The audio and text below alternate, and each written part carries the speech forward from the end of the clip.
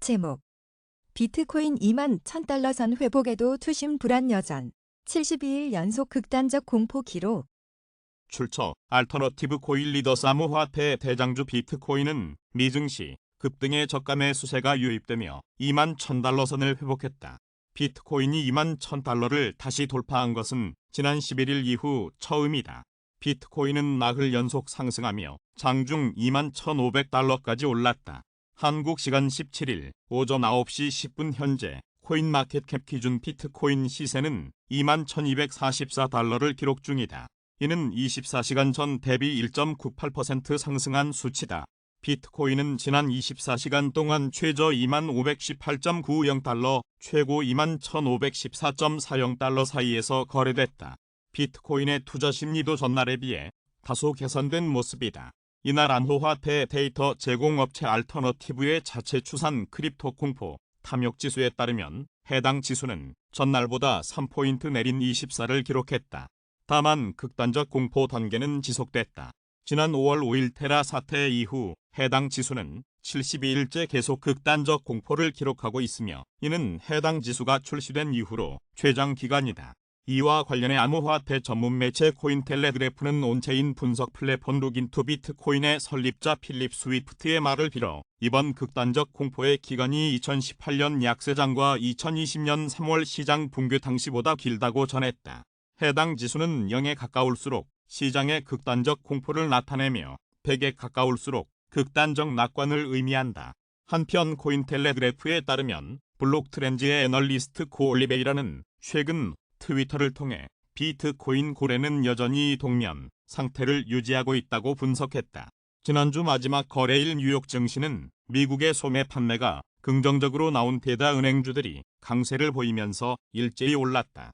15일 뉴욕 증권거래소에서 다우존스 30산업 평균지수는 전장보다 658.09포인트 오른 31,288.16으로 거래를 마쳤다. 스탠더드 앤드 푸어스 500 지수는 전장보다 72.78포인트 상승한 3,863.16을, 기술주 중심의 나스닥 지수는 전장보다 201.24포인트 오른 11,452.42로 장을 마감했다.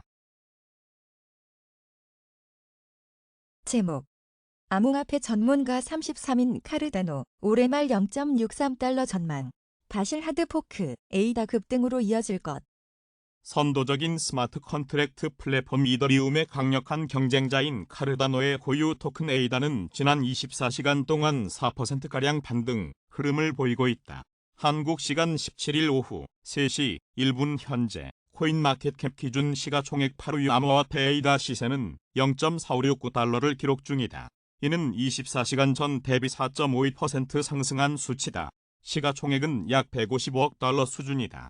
ATH 코인 인덱스에 따르면 카르다노 에이다의 사상 최고가는 3.09달러이다. 한편 암호화폐 웹3 업계 전문가 53인의 카르다노 가격 전망 파인더 설문조사 결과에 따르면 전문가들은 에이다 가격이 2022년 말 0.63달러에 이를 것으로 내다봤다. 1월 초 예측치에서 크게 하향된 수치다. 핀볼드에 따르면 패널의 51%는 바실 하드포크 업그레이드로 카르다노의 유용성이 높아질 것이라고 전망했고 37%는 바실 하드포크가 에이다 급등으로 이어질 것이라고 예상했다. 20%는 바실 하드포크가 장기적인 가격 상승으로 이어질 것이라고 믿는 반면 17%는 단기 상승에 그칠 것이라고 답했다. 클라우드 테크그룹 CEO 케빈 히는 이더리움 머지 이후 카르다노의 빠른 트랜잭션 이점이 더 이상 유효하지 않을 것으로 본다. 또한 카르다노가 스마트 컨트랙트 및 디앱 호환성에서 다른 경쟁자보다 크게 뒤처지고 약세장으로 인해 미래 에이다 가치에 대해 낙관적이지 않다고 밝혔다. 단 패널의 37%는 케빈 히의 관점에 동의하지 않았다. 46%는 카르다노가 미래에도 경쟁력을 유지할지에 대해 확신하지 못했다. 카르다노 메인넷 바실 하드포크는 8월 초 진행될 예정이다. 앞서 208만 명의 구독자를 보유한 유명 코인 유튜브 채널 코인뷰로의 익명 애널리스트 가이는 지난주 분석 콘텐츠를 통해 바실 하드포크가 카르다노 메인넷에 적용된다면 확장성이 개선될 것이고 사용자와 개발자 모두의 기대치를 충족한다면 에이다는 중장기적인 강세를 나타낼 것이다. 다만 이전 스마트 컨트랙트 기능 도입 업그레이드 알론소 테스트넷의 사례처럼 업그레이드 과정에서 심각한 문제가 발견된다면 반대로 에이다의 약세가 한층 악화될 수 있다. 또 암호화폐 시장 전반의 약세 분위기에 따라 알트코인에 대한 관심도가 많이 떨어져 있어 에이다의 단기 급등은 어려울 것이라고 전망했다. 제목 추경호 부총리 물가 9에서 10월까지 불안 7%는 아냐. 성장률 조정할 수도. 추경호 부총리 G20 재무장관회의 참석. 추경호 부총리 겸 기획재정부 장관이 16일 6%대 소비자 물가 상승률이 9에서 10월까지 이어질 것으로 예상된다고 밝혔다.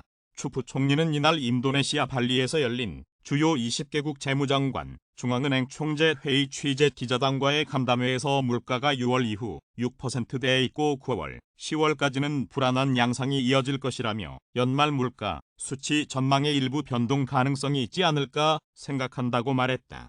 다만 그는 저희가 볼 때는 6%를 훨씬 상회의 7%, 8% 물가가 상당 기간 고정화되는 현상은 없을 것이라며 미국이나 유럽처럼 고물가 상황이 기조적으로 안착해 걱정해야 하는 상황까지는 가지 않으리라고 본다고 말했다. 통계청 발표에 따르면 6월 소비자 물가는 작년 같은 달 대비 6.0% 올라 외환위기였던 1998년 11월 이후 약 24년 만에 가장 높았다. 지금 추세가 계속되면 연간 물가 상승률이 5%대에 이를 것이란 관측도 나온다. 추 부총리는 지금 물가가 7%, 8%, 혹자는 9% 이야기도 하는데 추가적인 돌발 상황이 없으면 그렇게까지는 가지 않고 6%대에 있긴 할 것이라며 단기적 물가 수준은 예를 들어 특별한 기상 여건 때문에 채소료 수급이 원활하지 않으면 일시적으로 나타날 수 있다고 말했다. 물가가 예상보다 가파르게 오르는 반면 경제 성장률은 더 낮아질 전망이다. 추 부총리는 국제통화기금 총재와의 만남에서 세계 경기 전망이 더욱 어두워졌다는 견해를 들었고 현장 분위기를 볼 때 7월에 발표될 IMF 성장 전망치도 지난 4월에 비해 추가로 하향 조정될 것으로 보인다며 세계 경제 둔화는 대외 의존도가 높은 우리나라에 직접적인 영향을 미칠 수 있는 만큼 복합 위기에 대응하는 우리의 대응력을 강화할 필요가 있다고 말했다. 우리나라의 연간 성장률, 물가 전망치와 관련해서는 아무래도 지난번에 했을 때보다 그 이후에 여러 지표가 조금 나빠지고 있기 때문에 약간의 조정 가능성은 있어 보인다며 그게 어떤 형태로 IMF 전망에서 나타날지 현재 말씀드리는 건 적절치 않고 저희도 확인되지 않았다고 말했다. 크리스탈리나 게오르기에바 IMF 총재는 이날 G20 재무장관 회의 참석을 계기로 현지에서 진행한 추 부총리와의 양자 면담에서 러시아, 우크라이나 전쟁, 인플레이션 등으로 세계 경제 전망이 지난 4월 대비 한층 어두워졌다며 한국 경제는 좋은 펀더멘탈을 고려할 때 주요국 대비 둔화 폭이 크지 않을 것이라고 설명했다. IMF는 지난 4월 올해 한국 경제가 2.5% 상장할 것으로 전망한 바 있다. 정부가 지난달 발표한 올해 성장률 전망치는 2.6%다. 추 부총리는 오는 19일 제닛 옐런 미국 재무부 장관과의 면담 때 한미 통화 스와프 문제가 의제로 오르느냐는 질문에 양국의 경제 관심사, 세계 경제 흐름 등에 관해서 여러 사항을 논의할 것으로 예상된다며 지금 특정한 건에 관해 말하긴 어렵다고 밝혔다. 그는 미국 재무 당국자들은 통화 스와프는 연방준비제도의 권한이라는 점을 당시에도 얘기했다면서 다만 양국 간 금융안정, 외환시장 협력 방안에 관해 폭넓게 논의하면서 정책 공조, 협력 방안에 대한 얘기도 오가지 않을까 생각한다고 말했다. 옐런 장관과의 면담에서 여러 외환시장 안정 방안을 협의하겠지만 통화 스와프 문제를 본격적으로 논의하기는 어렵다는 뜻을 에둘러 표현한 것으로 해석된다. 옐런 장관은 오는 19에서 20일 한국을 방문할 예정이다. 추 부총리는 전날 G20 재무장관회의장에서도 옐런 장관을 만나 인사를 나눴다. 추 부총리는 전 세계적으로 어려운 시기에 미국의 역할이 특히 중요하다고 강조하고 다음 주 한국에서 양국 협력 방안 등을 논의하기로 했다고 전했다. 게오르기에바 IMF 총재는 이날 추 부총리와의 면담에서 환율 철화 수준은 다른 나라 대비 양호하다고 평가하고 어려운 시기일수록 재정, 통화 정책 간 최적의 조합이 중요하다고 강조했다. 이에 추 부총리는 펀더멘탈 강화를 위한 정책과 통화당국과의 긴밀한 소통을 계속해 나가겠다고 말했다. 또 내년 한국에서 개최하는 것을 협의 중인 한IMF 디지털 화폐 컨퍼런스를 계기로 파트너십이 강화되길 희망한다며 게오르기에바 총재를 컨퍼런스에 초청했다. 추 부총리는 최근 한국은행 금융통화위원회가 기준금리를 1.75%에서 2.25%로 50bp 인상한 것과 관련해서는 금융위원회가 취약차주 관련해 여러 프로그램을 제시했고 1차적으로 그것들이 실효성 있게 작동될 수 있도록 세부 실현 방안을 마련해 시장에 내놓을 것이라고 말했다. 그는 머지않은 시점에 한은 총재, 금융위원장, 금감원장과 또 한 번 만나서 최근 국내 금융 상황을 점검하고 앞으로 정책 방향 설정을 논의하는 기회를 가질 것이라고 덧붙였다. 제목 제드 맥칼렙 보유 리플 보유량 약 100만 개 남았다. XRP 랠리 주목. 출처 제드 밸런스 코일 리더스 블록체인 해외 송금 프로젝트 리플의 고유 토큰 XRP는 암호화폐 대장주 비트코인이 2만 $1,000 선을 회복하고 XRP 고래의 매도세가 줄어들며 랠리 현재 0.35달러 선 위에서 거래되고 있다. 한국 시간 17일 오전 9시 19분 현재 코인마켓캡 기준 XRP 시세는 0.3528달러를 기록 중이다. 이는 24시간 전 대비 5.38% 급등한 수치다. XRP는 장중 0.3553달러까지 올랐다. XRP의 시가총액도 약 171억 달러까지 회복하며 경쟁 코인인 카르다노와 격차를 벌리며 시총 7위 자리를 굳건히 지키고 있다. 이날 XRP 잔액 모니터링 전용 웹사이트인 제드 밸런스 데이터에 따르면 XRP 고래이자 리플 전 최고 기술 책임자인 제드 맥칼렙은 현재 110만 9,007 XRP를 보유 중이다. 현재 매도 추세라면 주말 사이에 맥칼렙의 보유 XRP가 소진될 것으로 예상된다. 제드 맥칼렙은 리플의 공동 창업자로 약 90억 XRP를 할당받은 바 있다.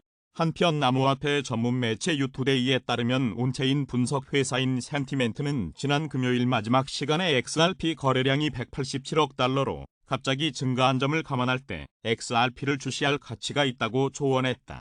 센티멘트에 따르면 XRP 네트워크는 이번 주를 마감하는 데 중대한 이상 현상이 발생했다. 이와 관련해 유투데이는 XRPL의 7,300만 번째 원장은 7월 15일에 성공적으로 마감되어 프로젝트의 새로운 성과를 기록했다고 전했다.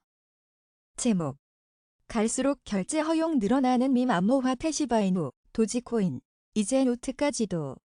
출처 수퍼리의 취스만의 코우 트위터 코일 리더스 시바이누 도지코인 보유자는 이제 암호화폐로 호화요트 서비스를 즐길 수 있다.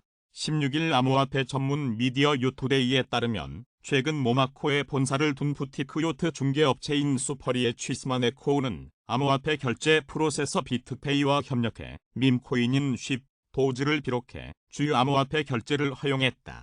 앞서 지난 5월에도 240년 된 호화 요트 전세 및 중개회사 캠퍼니 찰산즈가 비트페이를 통해 이들 암호화폐 결제를 허용했다. 요트 산업 외에도 쉽, 도즈의 결제 채택이 증가하고 있다고 유투데이는 전했다. 해당 매체에 따르면 우버이츠, 더베쉬, 그로팝 등 음식 배달 회사와 그릴, 칠리스, 케레베스 이탈리안 그릴, 스테이크 앤 쉐이크 등과 같은 테이크아웃 레스토랑, 또 태그호이어, 위블로, 브라이틀링과 같은 고급 시계 제조사들도 상품에 대한 암호화폐 결제를 수락했다. 이 밖에 공식적으로 라이선스가 부여된 수집품 및 트레이딩 카드 분야의 세계적인 리더인 페니니 아메리카는 비페이 페니니 월릿으로 구동되는 NFT를 위해 쉽, 도즈를 받아들였다고 유투데이는 덧붙였다. 한편 한국 시간 17일 오전 8시 17분 현재 코인마켓캡 기준 도지코인 시세는 24시간 전 대비 1.34% 오른 0.06436달러를 기록 중이다. 시바이누는 0.74% 오른 0.00001099달러에 거래되고 있다. 제목 한미 기준금리 역전 기정사실 역전 상태 연말까지 이어진다. 미국 연방준비제도가 이달 통화정책회의에서 기준금리를 0.75%포인트 인상할 것이 확실시됨에 따라 한국과 미국의 기준금리 역전이 불가피할 전망이다. 양국 중앙은행이 향후 시장의 예상대로 기준금리를 올리면 동률인 일부 기간을 제외하고는 적어도 올해 말까지 금리 역전 상태가 이어질 것으로 예상된다. 17일 외신에 따르면 연준이오는 27일 연방공개시장위원회 회의에서 기준금리를 0.75%포인트 인상하는 것이 사실상 기정사실이 됐다. 미국 6월 소비자 물가의 깜짝 상승세로 이보다 더 높은 1%포인트 가능성이 잠시 급부상했다가 연준 매파 인사들의 연이은 0.75%포인트 인상 지지 발언의 대세가 0.75%포인트 인상으로 굳어졌다. 대표적인 매파 인사인 제임스 블러드 세인트루이스 연방준비은행 총재는 최근 일본 언론과 인터뷰에서 0.75%포인트 인상을 여전히 선호한다고 밝혔고, 크리스토퍼 월러 연준 이사도 아이다호 픽터에서 열린 한 행사에서 이런 방안을 지지한다고 말했다. 로레타 메스터 클리블랜드 연은 총재는 블룸버그 TV와 인터뷰에서 0.75%포인트 미만으로 올릴 필요가 없다고 말하면서도 1%포인트 인상이 고려되느냐는 물음에는 즉답을 삼갔다. 중도 성향의 메리 데일리 샌프란시스코 총재는 뉴욕타임스와 인터뷰에서 0.75%포인트 인상을 가장 선호한다고 밝혔다. FOMC 회의를 앞두고 연준 인사들이 금리 정책에 침묵하는 블랙아웃 기간이 16일부터 시작됐으므로 결국 0.75%포인트 인상이 연준 인사들의 중론인 셈이다. 시장의 예측도 이와 비슷했다.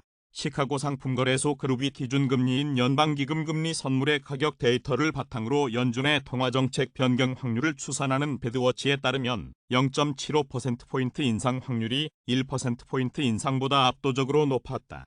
0.5%포인트 인상은 시장의 안중엔 없었다. 당초 이번 정책회의 안건은 0.5%포인트 인상이냐 혹은 0.75%포인트 인상이냐였다. 제롬 파월 연준 의장이 지난달 FOMC 회의를 마치고 연 기자회견에서 7월 회의에선 이 두 안을 고려할 것이라고 말했기 때문이다. 당시에도 시장의 전망으론 0.75%포인트 인상이 우세했다. 연준 인사들과 시장의 예상대로 연준이 움직이면 미국의 기준금리는 27일에 1.5에서 1.75%에서 2.25에서 2.5%로 오르게 된다. 이는 현재 한국의 기준금리보다 0에서 0.25%포인트 높은 것으로 한미 기준금리가 역전되는 셈이다. 단, 한국은행이 다음 달 25일 통화정책 방향회의에서 추가로 0.25%포인트 올리면 한미 기준금리가 같게 된다. 이창용 한국은행 총재는 지난 13일 금융통화위원회 정례회의 후 열린 기자간담회에서 물가 흐름이 전망 경로를 크게 벗어나지 않는다면 금리를 당분간 0.25%포인트씩 점진적으로 인상하는 것이 바람직하다고 본다고 말한 바 있다. 물론 이는 하느니 올해 남은 세 차례 금통위 회의에서 모두 기준금리를 올리겠다고 말한 것은 아니다. 앞으로 금리를 올려야 한다면 0.5%포인트 인상, 즉 빅스텝이 아니라 통상적인 인상을 하겠다는 의미다. 그럼에도 하느니 남은 모든 회의에서 0.25%씩 올릴 것이란 게 시장의 대체적인 관측이다. 예컨대 투자은행 JP모건은 하느니 0.25%포인트씩 3회 인상해 연말 기준금리가 3.0%가 될 것으로 전망했다. 한은의 이러한 인상에도 금리 역전 추세를 벗어나기는 어려울 것으로 보인다. 연준이 오는 9월 회의에서도 기준금리를 0.5%포인트 인상할 것이라는 전망이 지배적이기 때문이다. 그럴 경우 한미 기준금리가 동률이 된 지 한 달도 채 안 돼 다시 역전된다. 이후 최소 연말까지 역전 상태가 유지된다. 이는 연준의 기준금리 인상 폭에 대한 시장의 예상인 7월 0.75%포인트, 9월 0.5%포인트, 11월 0.25%포인트, 12월 0.25%포인트를 적용한 결과다. 여기엔 연말 미국의 기준금리가 연준이 점도표에서 제시한 전망치에 부합하는 3.25에서 3.50%에 도달할 것이란 점이 전제됐다. 다만 이 전제도 최근 흔들리고 있다. 물가 충격을 고려하면 연말 기준금리가 이보다 더 올라가야 한다는 주장이 제기되고 있기 때문이다. 블러드 총재는 최근 유럽경제금융센터가 주최한 온라인 세미나에서 완고하게 높은 인플레이션을 억제하려면 기준금리를 연말까지 3.75에서 4%까지 올려야 한다고 밝혔다. 이럴 경우 한미 금리 격차가 더 벌어질 수 있다. 제목 긴축발 경기 침체 우려의 서학개미도 채권, 고배당 ETF로 눈 돌려. 미국 연방준비제도의 고강도 긴축 정책에 경기 침체 우려가 부각하면서 서학개미들도 기존 성장주 대신 해외 채권, 채권 ETF 등 안전자산의 일부 눈을 돌리고 있다. 17일 한국예탁결제원에 따르면 지난달 15일부터 이달 14일까지 국내 투자자들은 iShares 20년 만기 국고채 ETF를 1,395만 달러 순매수 결제했다. 이 ETF는 같은 기간 순매수 8위에 올랐다. 대표적인 고배당 ETF로 꼽히는 JP모건의 코티 프리미엄 인컴 ETF는 순매수액 1,282만 달러로 11위에 올랐고, 주아버스 디비덴드 에쿼티 ETF는 순매수액 1,244만 달러로 12위에 올랐다.